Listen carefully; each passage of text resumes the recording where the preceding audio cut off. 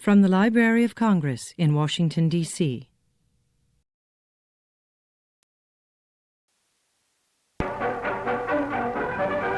All-American News brings you our people's contribution to America and freedom.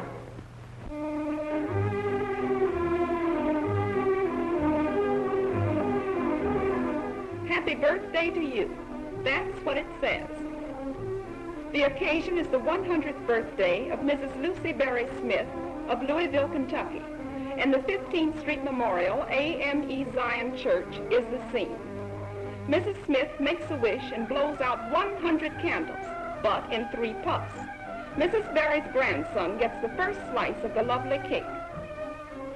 Pictured are the gracious lady's immediate family.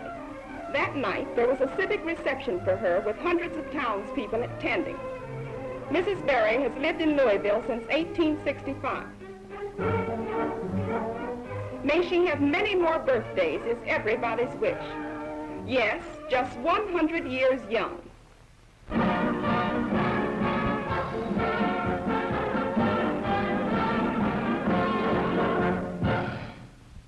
The Atlanta Daily World and the Negro Newspaper Publishers Association for the first time have obtained full accreditation of one of their representatives to the White House press conferences of the President.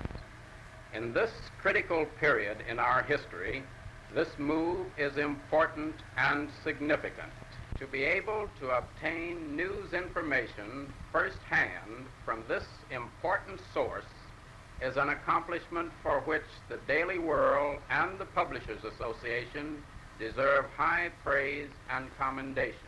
It is my good fortune to have been selected as their White House correspondent. I am not unaware of the responsibilities this honor carries with it.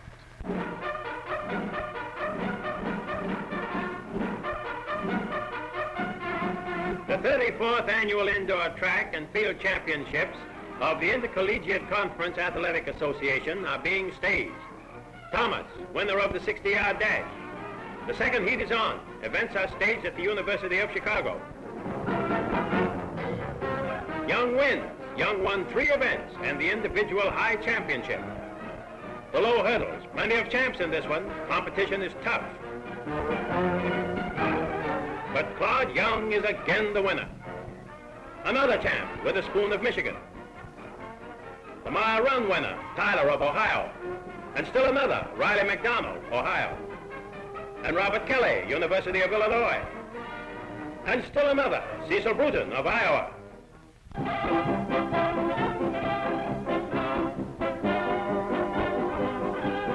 The Police Boys Club has some real boxers, believe it or not. If you don't believe it, look at this. Athletics is important with this off-the-street organization. There's great enthusiasm in the stands.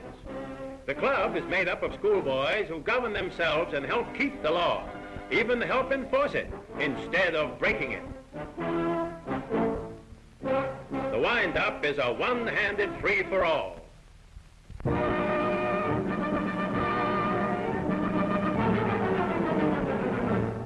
Scene of the All-American National Bowling Sweepstakes at Indianapolis, Indiana. $1,000 in prizes were posted. Some real bowlers compete for the awards. Fans encourage the players with lots of cheers. Bowlers from Chicago, Toledo, Detroit, Columbus, Cleveland, Louisville, and other points, as well as Indianapolis champs, took part in the tournament. Many out-of-towners looked on. The girls showed plenty of class. It's going to be a strike. It sure is.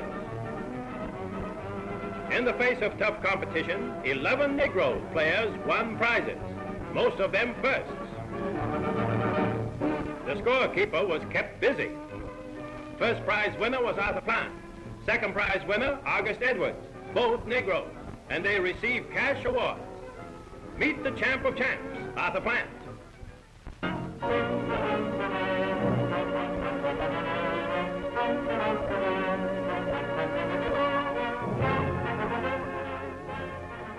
The United States Navy in action.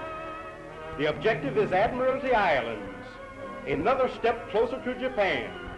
another link in our chain of victories leading closer and closer to Tokyo. Big guns bombard the Jap fleet.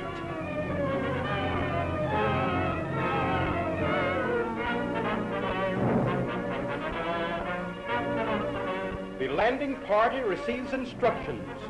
The map is carefully studied. It won't be long now. The heavy barrage continues. This island is 2,700 miles from Japan. Too close for comfort as far as enemy is concerned. Troops start for shore. Under the heavy naval fire, these forces can make a landing. Yes, in taking Admiralty Island, our troops are no farther from Japan than from Chicago to Los Angeles. Ever on the alert for enemy snipers, our boats draw closer. Happy landing, our men are ashore. They don't know what they will find, but can depend upon one thing: this is no picnic. Just how many Japs infest the brush and hide in trees cannot be determined.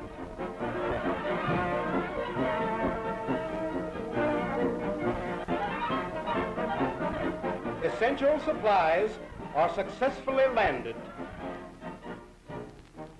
Observe the great caution with which our boys approach this Jap pillbox. A lurking Jap may open fire. General MacArthur lands. He's mighty proud of this conquest. A dead Jap, typical of thousands slain in this battle. A decisive victory for MacArthur's men. And back to the Philippines.